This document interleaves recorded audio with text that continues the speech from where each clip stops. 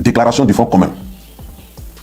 Le Front commun, PPACI, PDCI RDA et leurs alliés, RGPS, FPI, URD, voudraient par ma voix vous adresser leurs salutations les plus chaleureuses. Camarades militants, camarades militantes, depuis le 11 octobre 2025, nous sommes entrés dans la phase active de notre lutte contre la violation de notre Constitution pour l'avènement d'un état de droit qui garantisse les libertés individuelles et collectives dans notre pays. Ce 11 octobre 2025, une marche pacifique avait été programmée qui devait nous conduire du Saint-Jean au carrefour Sokosé.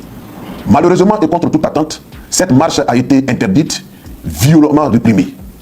Plusieurs centaines de nos camarades ont été arrêtés, exactement 237 et écroués, quand d'autres ont été blessés, agressés. Des domiciles privés ont été visités et violés.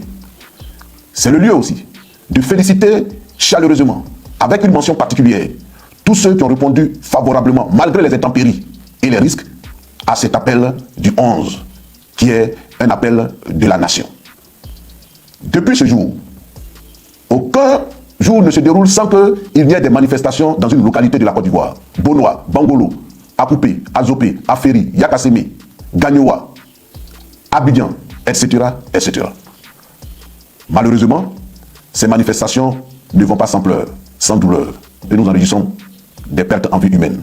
À Bonoa, un manifestant, Alouan Ernest, a été froidement abattu d'une balle tirée à bout portant, qui lui a ôté la vie. À Gagnoa, un jeune élève dans la fleur de l'âge a été mortellement percuté par un véhicule de la police nationale.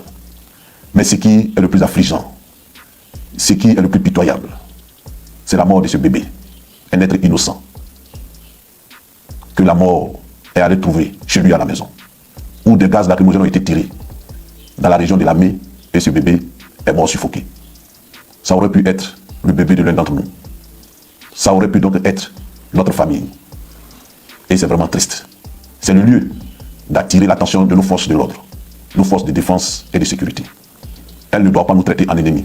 Nous ne sommes pas les ennemis de l'armée ivoirienne. Nous ne sommes pas les ennemis de la gendarmerie ivoirienne. Nous ne sommes pas les ennemis de la police nationale. Nous sommes des Ivoiriens au même titre que tous les autres Ivoiriens des autres partis politiques. Ils ne doivent pas nous massacrer. Notre armée ne doit pas nous massacrer. Notre police ne doit pas ouvrir le feu sur nous. Notre gendarmerie ne doit pas nous martyriser, nous inspirer la peur, la terreur. Ce n'est pas leur mission. Ce n'est pas leur mission. D'autant plus que nous contribuons en tant que citoyens, par nos impôts que nous payons, à les habiller et à leur doter de moyens matériels adéquats pour mener à bien leur mission régalienne. Et ils doivent mener leur mission de façon équitable à l'endroit de tous les citoyens de ce pays, fût-ils militants ou non du parti au pouvoir. On ne peut pas tous penser la même chose. Mais ce n'est pas parce que nous ne pensons pas la même chose que nous avons vocation à être torturés, martyrisés, pourchassés. En tout état de cause. Que nos agents des forces de l'ordre comprennent que leur responsabilité pénale individuelle est engagée dans les actes qu'ils posent. Et ces morts que nous avons enregistrés ne resteront pas impunis. Le Front commun et les alliés sont à la tâche. Le Front commun et les alliés sont à pied d'œuvre pour monter des dossiers et nous porterons plainte. Nous porterons plainte afin que les coupables soient identifiés et qu'ils subissent la rigueur de la loi. Aucun crime dans ce 21e siècle ne reste impuni dans ce village planétaire auquel nous appartenons. Nous espérons qu'à l'avenir, nos forces de l'ordre comprendront cet appel républicain, humanitaire, fraternel, et qu'ils feront leur mission selon les principes de la République. Nous avons assisté récemment à des manifestations de colère en France. Les Français ont exigé le départ de Macron. Il y a eu des affrontements, parfois violents, brutaux, des agressions sur la personne et l'intégrité des forces de défense et de sécurité en France. Mais jamais nous n'avons vu des pertes en vie humaine. Nous n'avons vu des policiers dégainer ou ouvrir le feu sur des manifestants. Quand bien même, ils se sont trouvés souvent en mauvaise posture, en difficulté. Pourquoi? Ici en Afrique, et singulièrement en Côte d'Ivoire, il y a cette propension à vouloir écraser les militants de l'opposition. Pourquoi il y a cette tendance à vouloir marginaliser les militants de l'opposition? Non, nous ne sommes pas des marginaux. Non, nous ne sommes pas des Ivoiriens de seconde zone, à qui tout est interdit dans ce pays. Nous avons une constitution unique, et cette constitution nous garantit des droits, et nous entendons exercer ces droits-là.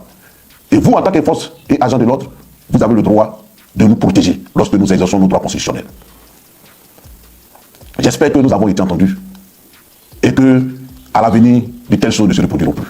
Car nous sommes des frères et des sœurs, après et avant tout. Merci de m'avoir entendu. Quand la haute direction du Front commun a lancé le projet de la marche le 2 octobre 2025 pour le 11, immédiatement, quelques jours après, nous avons reçu une convocation de la préfecture de police à l'effet de nous présenter illico presto à la direction des enquêtes générales pour affaires nous concernant, pour être entendu. Je rappelle qu'à peine quelques jours auparavant, nous avions été à nouveau convoqués par le procureur de la République près du tribunal de première instance d'Abidjan, à l'effet de nous délivrer un message selon ses dires. Mais ce message n'était nul autre que des menaces qui ont été proférées à notre endroit. Le procureur de la République nous a ouvertement menacés et il a dit qu'il nous tiendrait pour personnellement responsable de tout mouvement, de toute manifestation qui aurait lieu à quelques endroits du territoire ivoirien. Nous avons demandé au procureur de la République, mais de quelle information dispose-t-il? De quels éléments dispose-t-il? Et qui fonde sa certitude que nous sommes auteurs, complices, si effectivement des manifestations avaient lieu. Il n'a pas pu répondre à cette question. Il nous a demandé de faire bon usage de ces avertissements.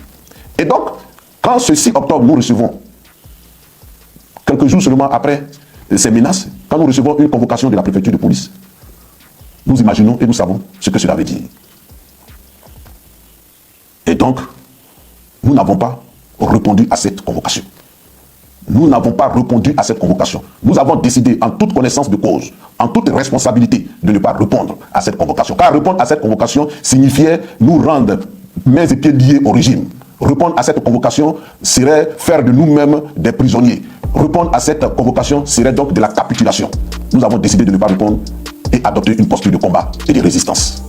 Et depuis ce jour, les forces de l'ordre sont à nous tous. Les encagoulés sont à nous tous. C'est la traque pour nous mettre la main dessus. Il n'y a pas longtemps encore, une seconde convocation est arrivée. Mais aujourd'hui, je suis à me demander pourquoi cet acharnement? Pourquoi ce harcèlement? Pourquoi vouloir, coûte que coûte, me mettre le grappin là-dessus, me mettre aux arrêts? Et qu'est-ce que j'ai fait? En tout état de cause, à ma qualité de coordonnateur général du comité opérationnel du Front commun, j'ai décidé de prendre mes responsabilités et de continuer le combat. De continuer le combat advienne que pourra.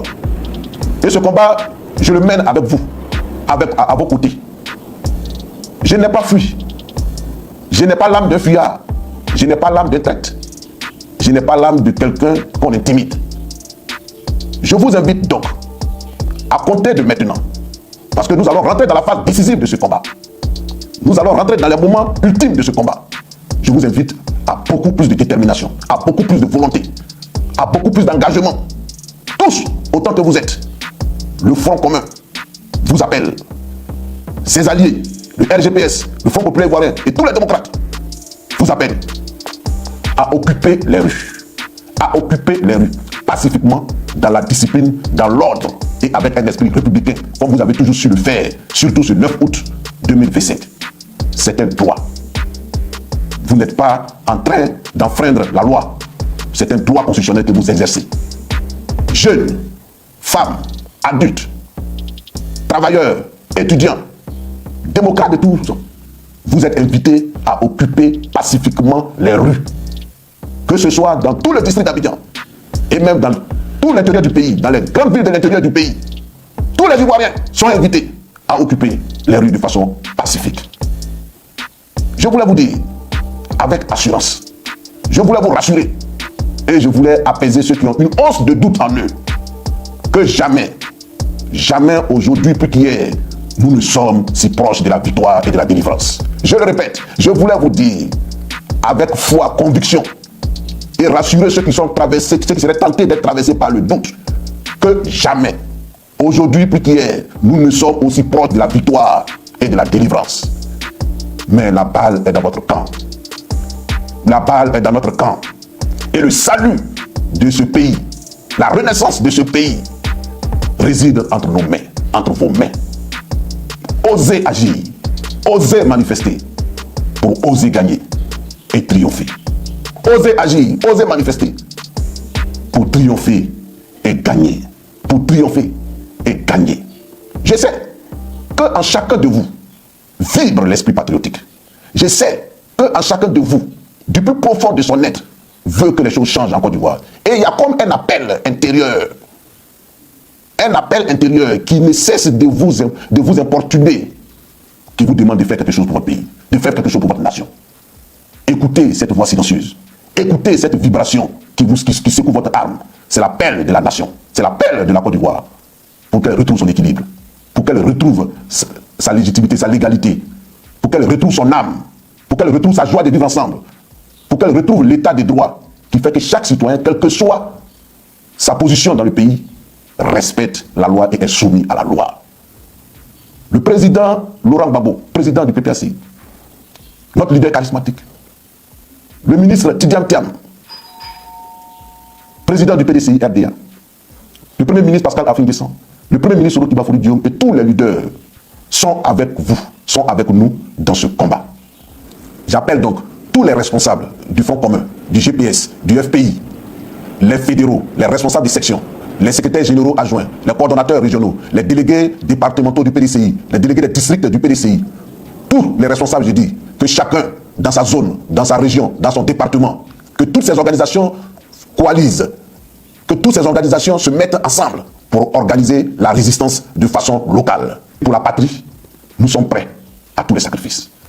Pour la patrie, nous sommes prêts à tous les sacrifices. Pour la patrie, nous sommes prêts à tous les sacrifices. Haut les cœurs, tous dans la rue, jusqu'au triomphe de l'état de droit en Côte d'Ivoire. Je vous remercie.